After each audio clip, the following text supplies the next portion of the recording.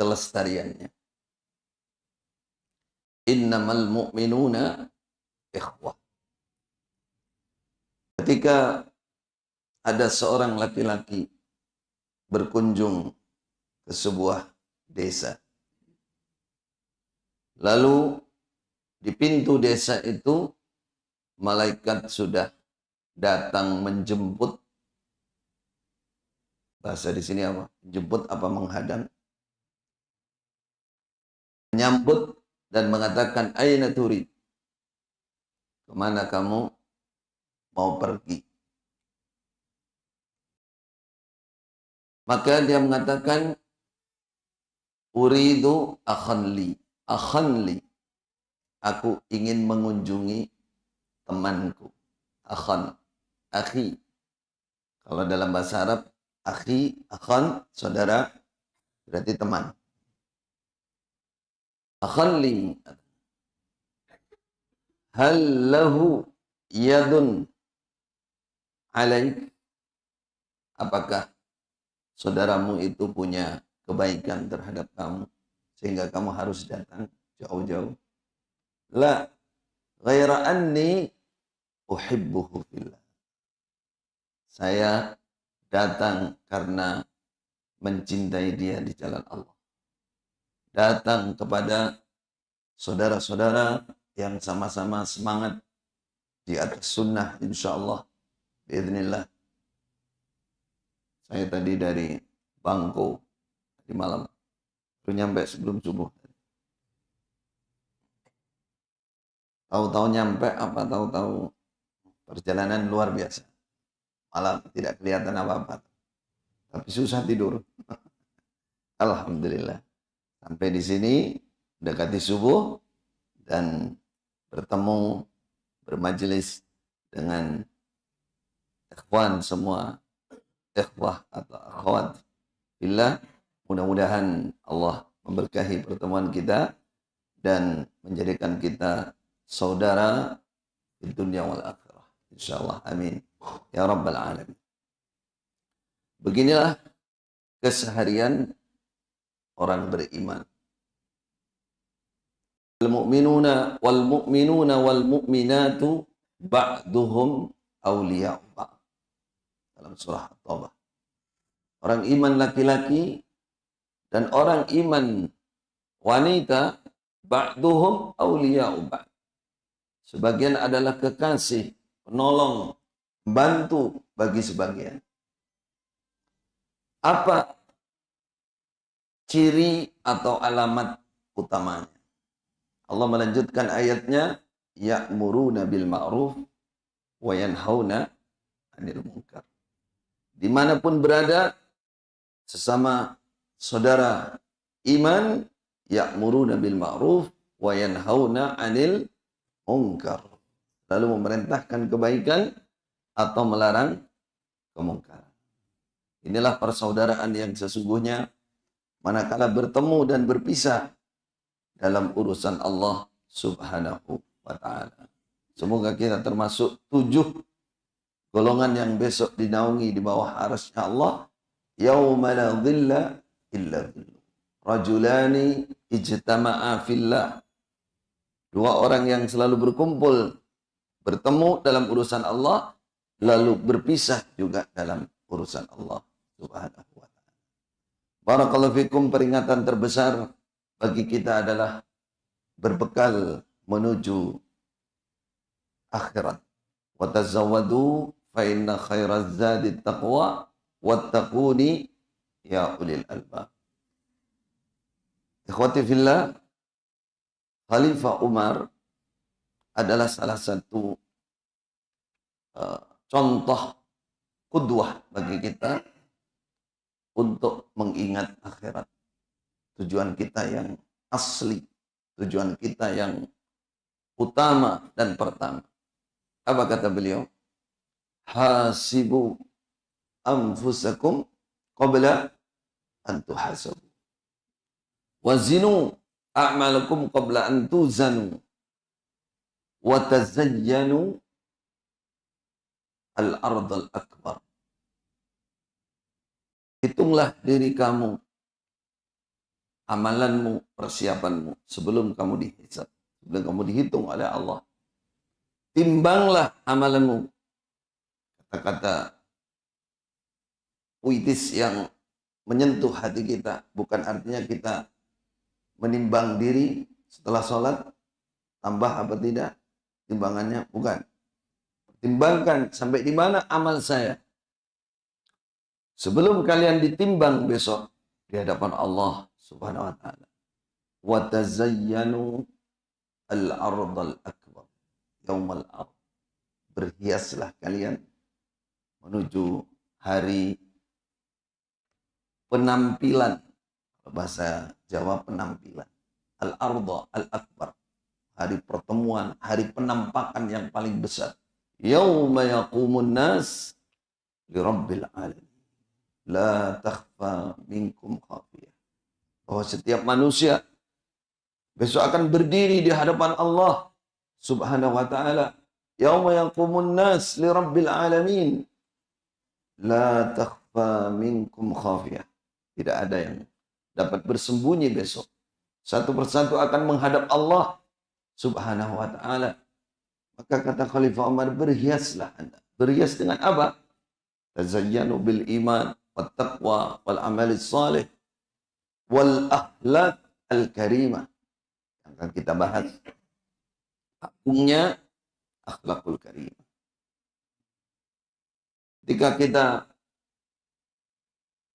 umumnya masyarakat mendatangi undangan, itu namanya al-ardha, tapi al-asghar. Pasti orang mau mendatangi undangan, tidak mungkin dia datang dengan tanpa persiapan. Apalagi jika yang diundang di situ ada orang-orang mulia.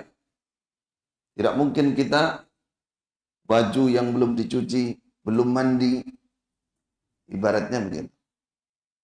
Pasti orang bersiap karena dia akan bertemu dengan orang-orang mulia. Bagaimana hari pertemuan kita dengan Allah Subhanahu wa taala. Wal tanzur nafsun ma qaddamat lighad wattaqullah. Wal tanzur. Nazar dalam agama ini disebut adalah bukan hanya sekedar pandangan mata, tapi selalu memikirkan, selalu menghayati, selalu mengingat. Wal tanzur nafsun ma qaddamat lighad. Apa yang telah dia persiapkan untuk hari esok. Ketika Imam Ali dalam perang Siffin, beliau memimpin perang dalam keadaan berpuasa. Memimpin perang dalam keadaan berpuasa. Kemudian malamnya perang istirahat.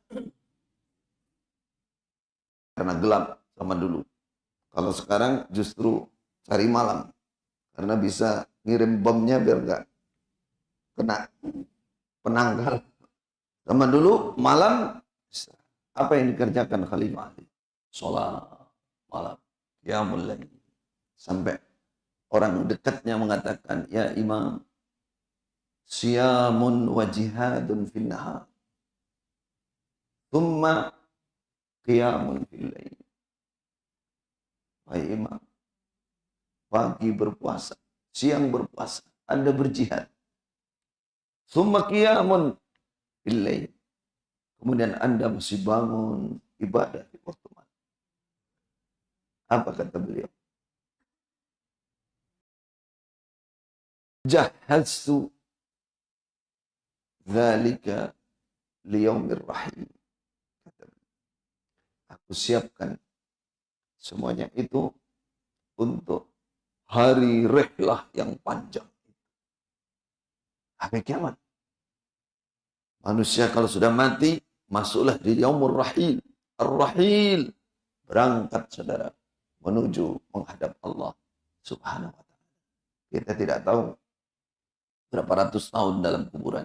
Kalau sudah hari kebangkitan, berapa tahun proses hari kebangkitan sampai manusia melewati sirat dan berhasil dapat rahmat Allah masuk surga.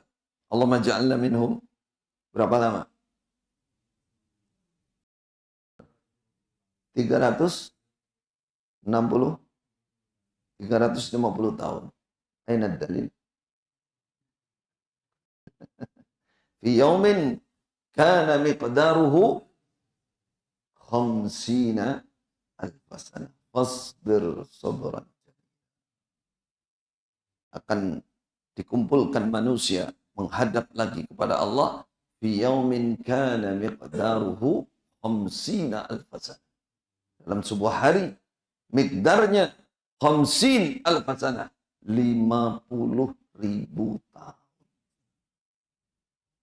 Coba Anda baca dalam tafsir Ibnu Katsir bagaimana para sahabat memaknai itu hari yang sangat panjang.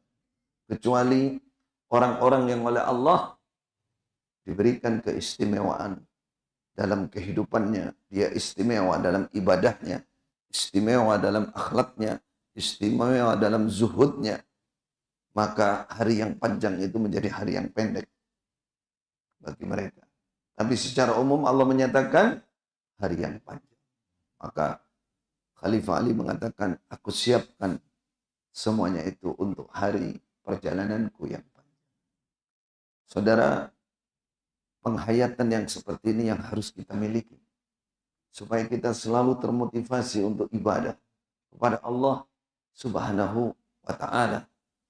Abu Hurairah menjelang kematiannya, beliau menangis. Dalam tangisan yang sungguh itu, beliau ditanya, "Limadza tabki?" Kenapa Anda menangis? Apakah Anda takut tahzan min firaqid dunya? Karena akan memisai dunia ini, memisai keluarga, memisai harta. Allahu Akbar. La syai'a min dzalik. Saya tidak menangis karena itu semua. Bakaitu likillati zadi wa bu'di safari. Li bu'di safari wa qillati zadi.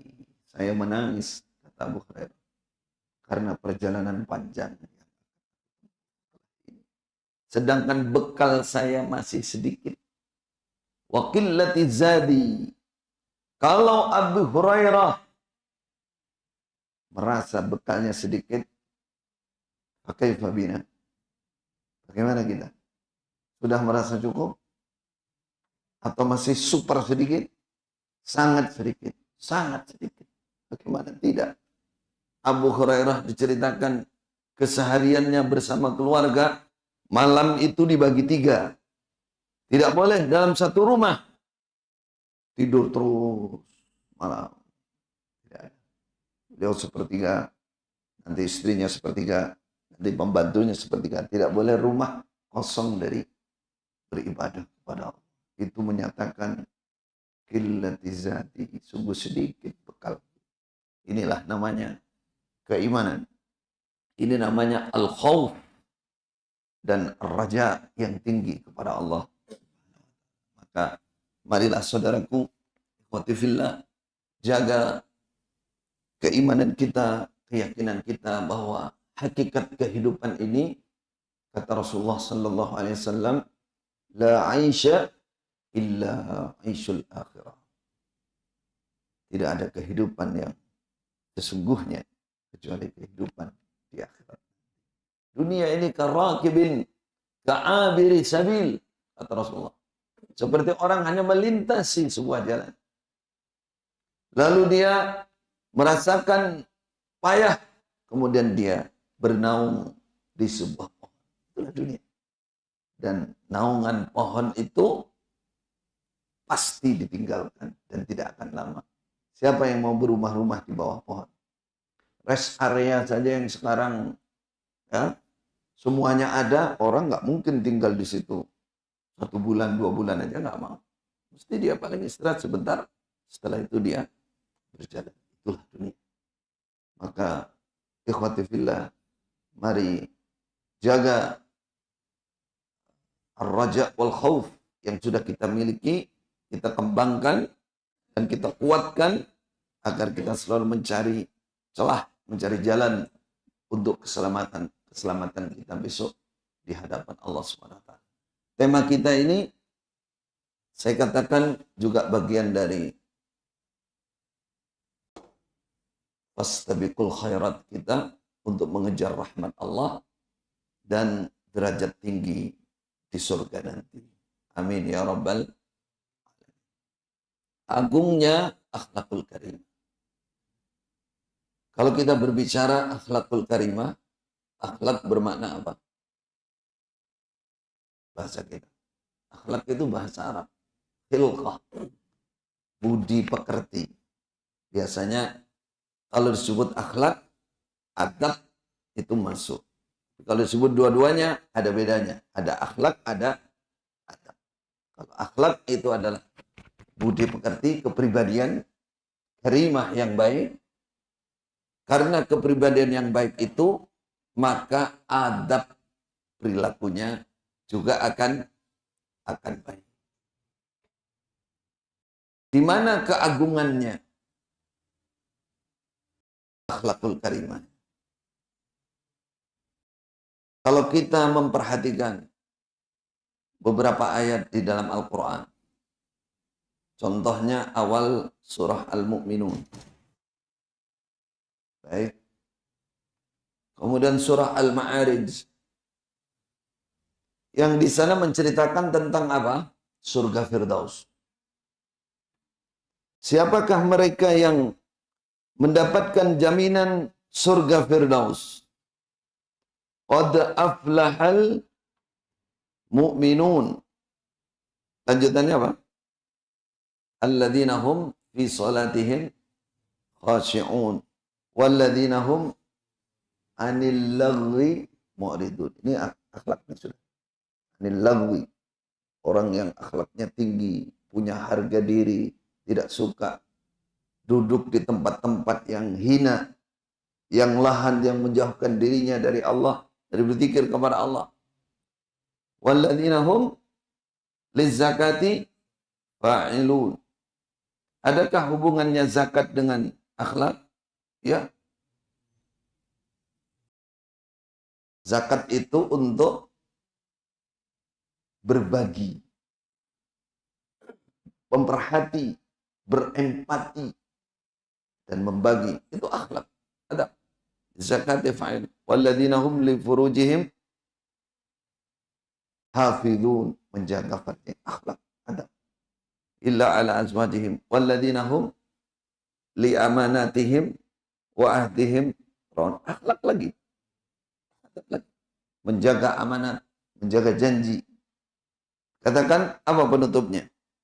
Ulaika humul warithun alladzina yarithuna al-firdaus hum fiha khalidun.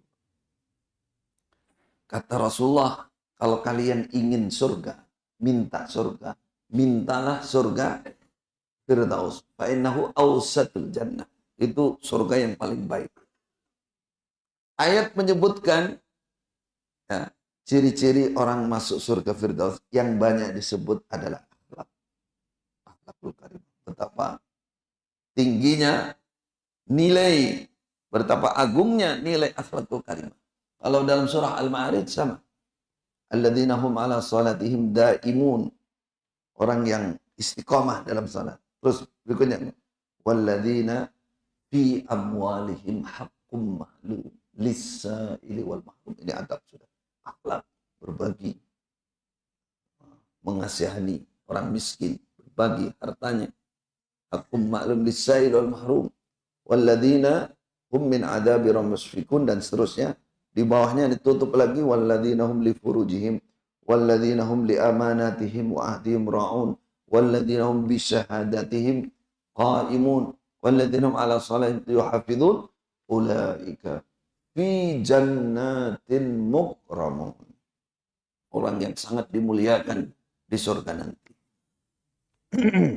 Artinya kita ingin menegaskan bahwa kepastian derajat tinggi bahkan surga Firdaus pun itu ada pada akhlakul karimah. Makanya Rasulullah sallallahu alaihi wasallam mengatakan, innama bu'istu liutammima makarimal akhlak. Ada yang lafadznya itu di luar kutubus sittah. Innama bu'istu liutammima salihal akhlak. Ada yang begitu. Saya sungguh, innama, kata-kata innama itu lil hazar. Kemudian sungguh, tujuan utama, saya hanya diutus. Innama bu'istu, untuk menyempurnakan akhlakul karimah. Maka para ulama mengatakan yang meneliti dalil ini, dari mana? Kenapa kok memakai innama? Bukankah Rasulullah diutus untuk pertama akidah tauhid, pertama kemudian untuk ibadah dan seterusnya. Kenapa dinyatakan sebagai innama bu'itsu liutammima makan? Salah satunya adalah ditinjau dari maksud, tujuan, hikmah, bahkan dari akidah itu sendiri. Coba kalau kita teliti syahadat. Syahadat itu permulaan atau bagian dari akidah kita. Asal, pondasi syahadat la ilaha illallah. Apa yang didapatkan ketika orang kuat tauhidnya, la ilaha illallah, maka salah satunya adalah hilangnya penghambaan diri kepada selain Allah. Berarti orang yang bertauhid tidak akan pernah memperbudak, merendahkan siapapun, karena dia merasa saya bukan Allah. Saya tidak sepantasnya merendahkan orang. Begitu pula yang menyembah Allah, hanya menyembah Allah, dia tidak akan pernah mengalahkan penghambaannya kepada Allah terhadap kepada yang lain. Artinya ini salah satu, orang kalau sudah tauhidnya tinggi, pasti yang didapat adalah akhlak. Coba turunkan sholat, rukun Islam dulu ya. Kenapa Rasulullah diutus untuk menyempurnakan akhlak? Tadi jawabannya, bahkan furud atau kewajiban-kewajiban ibadah yang tinggi itu, ujungnya, hikmahnya adalah perbaikan akhlak. Coba, sholat. Allah berfirman, inna salata tanha anil fahsya wal munkar. Sholat itu akan menjauhkan, mencegah, menjauhkan seseorang, kalau sholatnya benar ya, dari fahsya dan munkar. Ketika seseorang sudah tidak melakukan fahsya, keburukan yang keji, yang memalukan, wal munkar, sesuatu yang diingkari, yang mungkar, dia berakhlakul karimah pasti. Berarti salah satu hikmah dari istiqamah dan menjaga kesempurnaan sholat itu adalah perbaikan Allah. Itulah agungnya akhlak. Ada seseorang di zaman Rasulullah, pemuda yang suka mencuri, dengan hadis sahih, nyolong, mencuri. Tapi dia tertib sholatnya, senang sholatnya, hadis sahih. Ditanyakan kepada Rasulullah, bagaimana orang ini? Mencurinya tertib, sholatnya juga tertib. Apa kata Rasulullah? Biarkan saja, nanti dia akan hilang itu mencuri. Betul. Tidak lama itu hilang. Inna sholata tanha anil fahsya wal munkar. Tanha anil fahsya wal munkar. Turunkan lagi. Apa setelah sholat? Zakat. Zakat, coba lihat mustahiknya. 8 mustahik. Innamas shadaqat lil fuqara wal masakin wal amini alaiha wal mu'allafati qulubuhum wa fir riqab wal gharimin wa fi sabilillah wa ibnis sabil. zakat kewajiban yang tidak boleh ditawar. Siapa yang menolak bahkan diperangi zaman Khalifah Abu Bakar. Ternyata kemanfaatannya untuk ta'awun, untuk membantu. Bukankah itu akhlak? Bukankah itu adab dalam Islam? Iya. Sampai terjadi perang, orang nggak mau dan dimasukkan rukun Islam. Dari sisi ini kita bisa menilai betapa akhlakul karimah itu menempati tempat yang porsi yang sangat tinggi dalam agama. Inilah menjadi motivasi bagi kita untuk terus memperbaiki akhlak. Tidak diam. Karena kalau kita diam, innallaha la yughayyiru ma biqaumin hatta yughayyiru ma bi anfusihim. Ketika Rasulullah memberikan contoh doa, Allahumma kama ahsanta khalqi fa ahsin khuluqi. Ya Allah, sebagaimana Engkau telah memperbaiki, menyempurnakan fisik saya, fa ahsin khuluqi, maka perbaiki pula ya Allah akhlak saya. Rasulullah mengajarkan doa, dan beliau yang sudah akhlaknya baik masih berdoa seperti itu.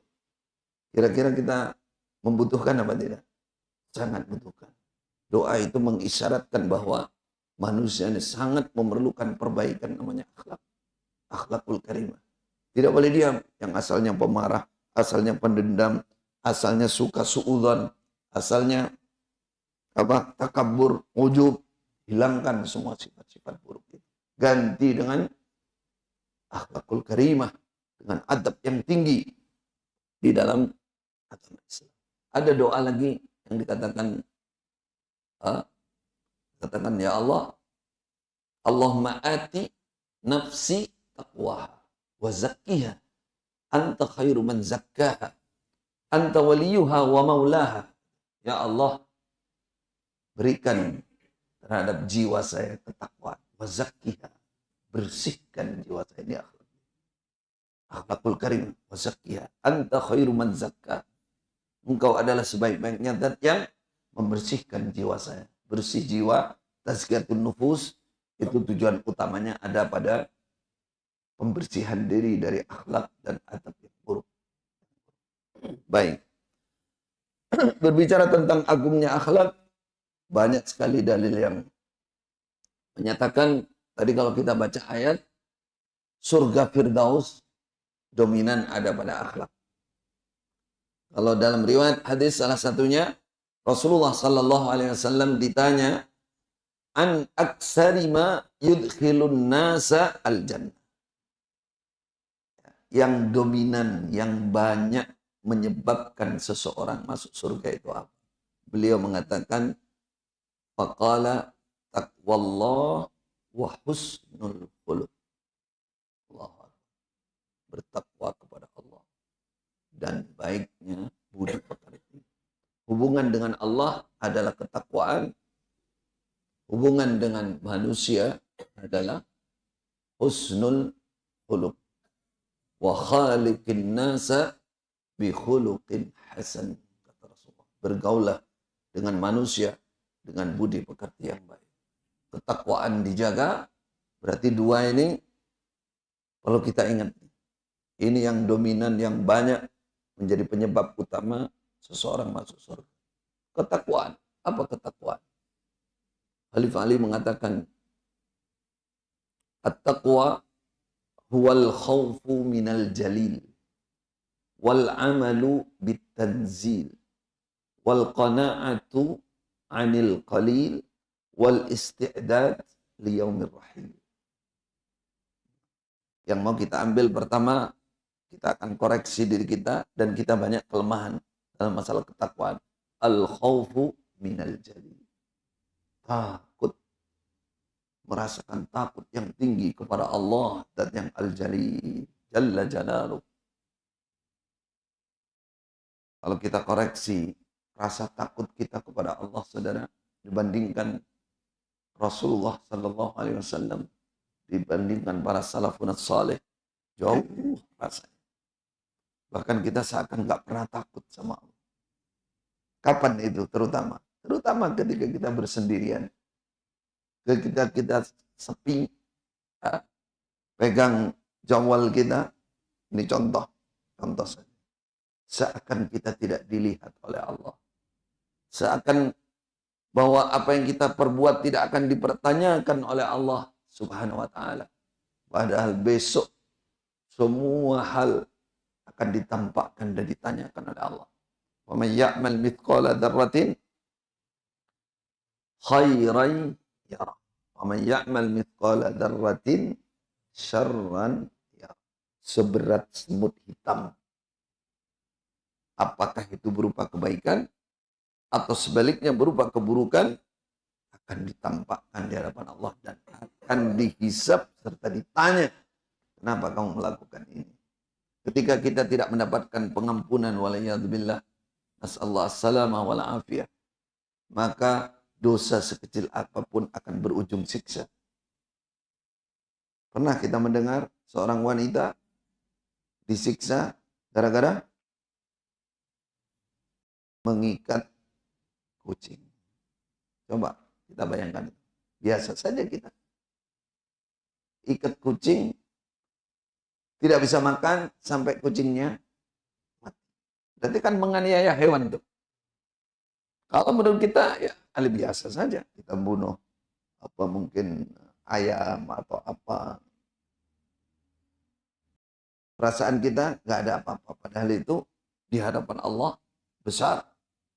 Artinya ketakwaan itu saudara ada pada hati yang terutama. Kita koreksi diri sampai di mana rasa takut kita kepada Allah Subhanahu wa taala. Seorang sahabat yang orangnya fisiknya besar dan kuat. Abu Dujana. Yang suatu saat pernah memegang pedang Rasulullah dan dia yang maju dalam peperangan. Suatu saat datang sholat subuh bersama Rasulullah Sallallahu Alaihi Wasallam. Setelah sholat subuh langsung pergi. Ini saya ingin menggambarkan sampai di mana ketakwaan para sahabat Abu Dujana. Abu Dujana terhitung jauh dari Khalifah Abu Bakar, jauh dari umat. Ini istilahnya sahabat kelas bawah. Nanti kita perbandingkan hati kita seperti apa. Ketakwaan kita seperti apa. Ketika dia sholat subuh, setelah selesai sholat, pergi. Tidak biasanya. Biasanya zikir dulu sampai kadang sampai turun. Tahu-tahu ini pergi. Rasulullah itu manusia yang sangat punya perhatian kepada siapapun. Karena pergi Rasulullah, ini apa ini? Apa ini? Abu Dujana kok dengaran maupun dengaran. Tumben-tumbennya pergi nggak zikir-zikir dulu, istilahnya begitu. Ketika bertemu Rasulullah bertanya, Abu Dujana, kenapa tadi kamu sholat lamcing, salam lencing? Salam melenggang, terus langsung pergi. Apa yang dia katakan? Wahai Rasulullah, di dekat saya, di sebelah saya itu saya punya tetangga Yahudi. Dan dia punya banyak pohon kurma. Di antara pohon kurmanya itu banyak buahnya dan agak doyong ke rumah saya. Kalau kena angin itu jatuh ke atap-atap atau ke halaman-halaman. Biasanya kalau saya sebelum subuh, saya kumpulkan dulu kurma-kurma itu, kemudian saya antarkan ke tetangga saya. Nah, ini tadi, yang tadi saya langsung pulang itu, lupa. Mau pergi subuhan ke masjid, saya lupa, wahai Rasulullah. Nggak saya kumpulkan. Nah, habis sholat, saya langsung pergi itu, karena saya khawatir keluarga saya, anak saya bangun dan langsung makan, ngambil cah cilik. Anak kecil makan aja, dia nggak tahu. Saya khawatir, wahai Rasulullah Sallallahu Alaihi Wasallam, akhafu an akuma amama Rabbi sariqan. Saya takut besok berdiri di depan Allah. Ketika saya ditanya, ternyata status saya sarikon, pencuri. Allah. Apa yang mau kita ambil di sini? Wa may yaghlul ya'ti bima ghalla yaumal qiyamah. Siapa yang mencuri, mengambil barang yang bukan hak miliknya, jarahan yang belum dibagi, ya'ti bima ghalla yaumal qiyamah, dia akan datang kepada Allah menjadi saksi, membawa saksi dengan apa yang dia curi. Sahabat datang, walaupun hanya serampat sandal ini wahai Rasulullah, walau bisyirakin na'l, walaupun yang kamu ambil hanya sekedar tali sandal. Allahu Akbar. Yang mau kita ambil, kenapa Abu Dujana takut dan ingat hari pertemuan Allah? Itu ketakwaan namanya. Rasa takut yang tinggi, rasa takut kepada Allah, takut pertemuan dengan Allah, itu ketakwaan. Coba sekarang hati kita seperti apa, saudara?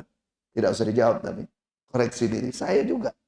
Ya Allah, di mana keimanan kita, di mana ketakwaan kita, di mana kesungguhan kita terhadap hari akhirat. Tadi yang kita bahas, ketakwaan dan husnul khuluq. Maka barangkali saudara, kita susah mengejar ketakwaan yang sesungguhnya, kejar dari sisi lain. Apa? Husnul khuluq. Husnul khuluq. Baiknya budi pekerti. Saya bacakan lagi. Tadi sudah. Innama bu'istu.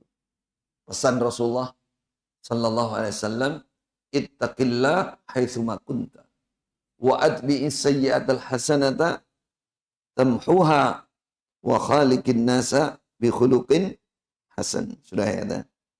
Tapi yang mau kita ambil di sini, Rasulullah menggandengkan dengan ketakwaan. Bertakwalah kamu dimanapun kamu berada. Wa adbi'is sayyi'atal hasanah. Kalau sudah melakukan keburukan, segeralah ditutup, dihilangkan, dibersihkan dengan perbuatan-perbuatan baik. Jangan terlambat. Wa man taba wa amana wa amila amalan salihah. Innallaha yatubu fa ulaika yubaddilullahu sayyi'atihim hasanat wa kana Allah ghafurar rahima. Kalau kita neliti dalil tentang ini masih banyak sekali. Tapi kita ingin langsung contoh saja. Namadzij. Bagaimana Rasulullah sallallahu alaihi wasallam khususnya di dalam masalah akhlakul karimah ini. Akhlakul karimah.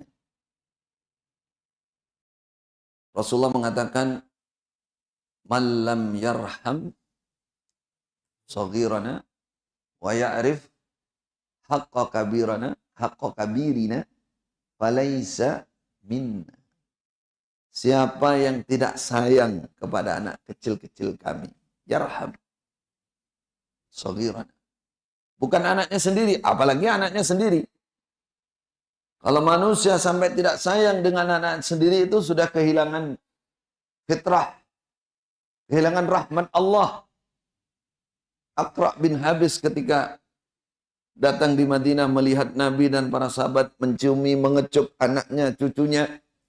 Dikatakan, atakbaluna auladakum, apakah kalian menciumi, atukabbiluna auladakum.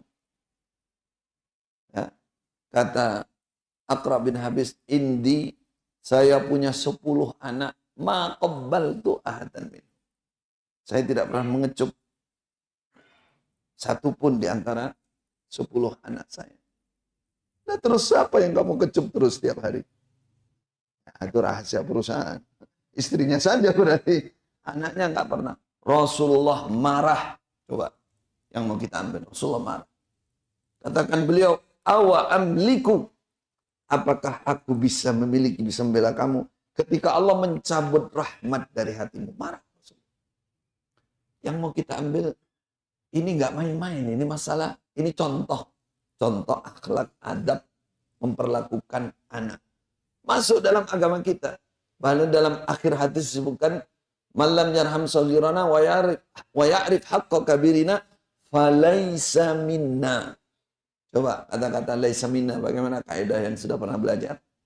Kata-kata laisa minna min kabair adz-dzunub. Ulama meletakkan kaidah, kalau ada kata-kata falaisa minna, bukan termasuk aku, itu sudah masuk di ranah kabair adz-dzunub. Allahu Akbar. Sayang kepada anak, salah satunya adalah mengecup. Ya tidak harus ngecup-ngecup terus. Tapi yang mau kita ambil, betapa beliau bukan hanya sekedar berbicara. Perlakuan beliau begitu. Ketika Hasan datang di masjid, masih kecil, dan hujan, ada petir, lap-lap-lap. Langsung digendong, diantar ke rumah. Saya tidak aman anak saya dalam keadaan seperti itu. Ketika beliau berkunjung ke rumah Fatimah, mendapati Hasan Husain yang masih kecil tidak ada di rumah. Padahal siang hari. Apa kata beliau? Aina al-auladi, mana cucuku?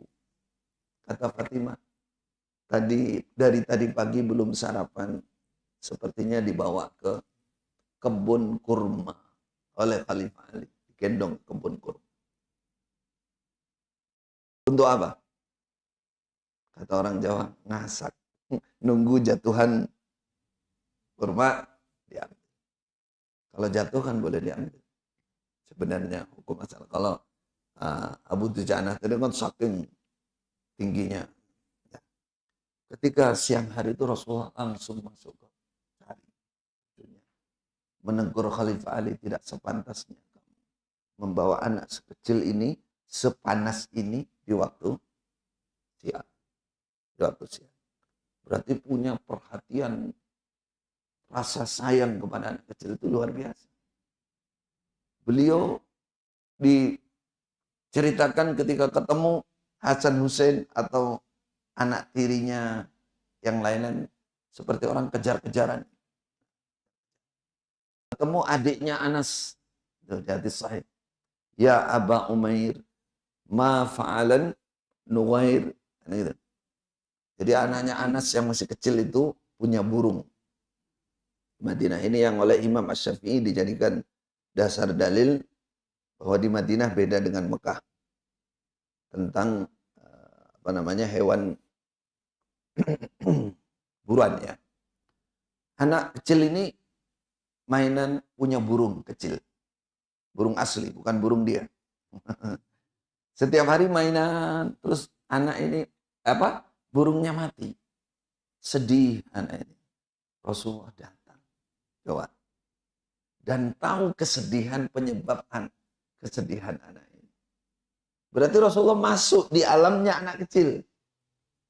Katakan, ya Aba Umair, Aba Umair, kasih julukan. Supaya kalau sekarang, ya Batal, pemberani, supaya bangkit semangatnya. Ma fa'alan Nuwair. Gimana kabarnya burung kamu yang kemarin? Bagus ya, ini terus. Sampai anak ini senyum.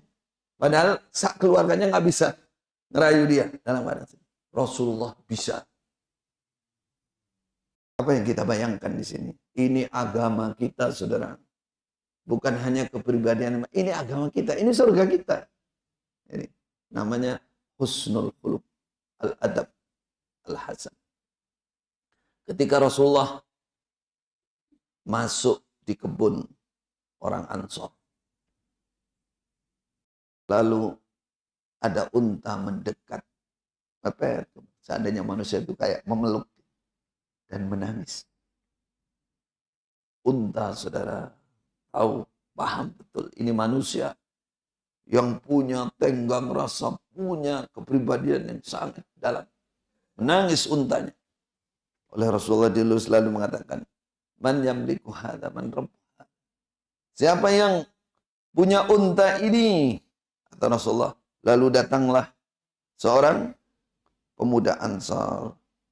Li ana ya Rasulullah. Ya, unta itu milik aku, wahai Rasulullah. Apa? Ittaqillah. Afala tattaqillah. Kamu tidak takut sama Allah. Untamu ini mengadu kepadaku, kamu tuji'uhu, kamu telah menyakiti dia.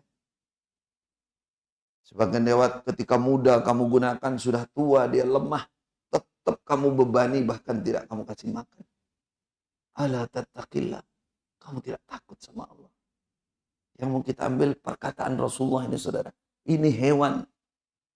Ini berbicara akhlak. Islam itu sangat tinggi. Sangat tinggi. Belas kasih, tenggang jalan. Contoh-contoh. Abu termasuk Ashabus Suffah. Ada cakap dalik? Benar?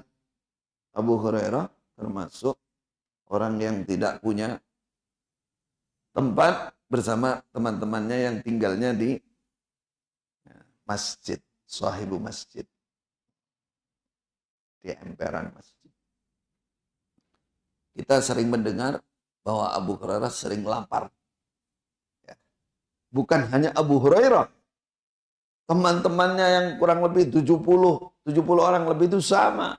Ada yang pakaiannya hanya sarung satu, kalau sholat tahu-tahu ngeblak, tahu-tahu jatuh. Kenapa? Lapar. Kata Abu Hurairah, suatu saat aku lapar sekali. Kemudian aku keluar dari masjid, berjumpa Abu Bakar. Itu sahih dalam Sahih Bukhari. Kita ingin menggambarkan betapa Rasulullah itu manusia luar biasa dalam masalah adab dan akhlak. Ketika saya bertemu Abu Bakar, saya nanya-nanya ayat. Tapi sebenarnya itu bukan, saya nggak paham ayat itu, bukan. Ya biar dia itu ngelihat saya membutuhkan sesuatu. Ternyata Abu Bakar tidak tanggap. Nggak nyampe. Saya jalan lagi, ketemu Umar. Saya tanya lagi, ayat ini bagaimana artinya? Bagaimana? Tapi sebenarnya saya nggak nanyakan ayat itu. Ada sesuatu maksud. Umar juga tidak tanggap. Ketika saya berjalan berikutnya, ketemu Rasulullah. Saya belum nanya, saya belum lapor, Rasulullah fatabassam. Rasulullah senyum, sudah tahu. Kamu lapar toh? Allah Akbar. Coba saudara, kita bayangkan betapa beliau punya hati yang sampai ngerti. Apa? Orang kalau punya tenggang rasa tinggi, ya udah pastinya begitu. Hatinya bersih. Kata Rasulullah Ta'ala, ayo kita ke rumah. Sampai di rumah Sayyidah Aisyah, ada susu hanya 1 gelas. Dan dikeluarkan, kata Abu Hurairah, wah warak ikan, seger ini 1 gelas. Apa kata Rasulullah? Ya Abu Hurairah, ya Abahir, ya Abu Hurairah, panggil teman-temannya semua. Teman-temanmu yang di masjid itu. Abu Hurairah, ya Allah, kumanan apa enggak ini nanti? Kebagian apa enggak? Allah wa Rasuluhu alam, karena dia jalan. Allah Rasul yang tahu. Ketika temannya puluh-puluh orang itu sudah baris di depan, suruh masuk. 5-5 apa 10-10. Kata Abu Hurairah, kebagian apa tidak? Jadi bukannya dia duluan, malah teman-temannya. Kata Rasulullah, sakil kaum, orang yang menyediakan minuman itu ya belakangan. Namanya pelayan itu ya belakangan, pelayan kok ngabis-ngabisin duluan ya.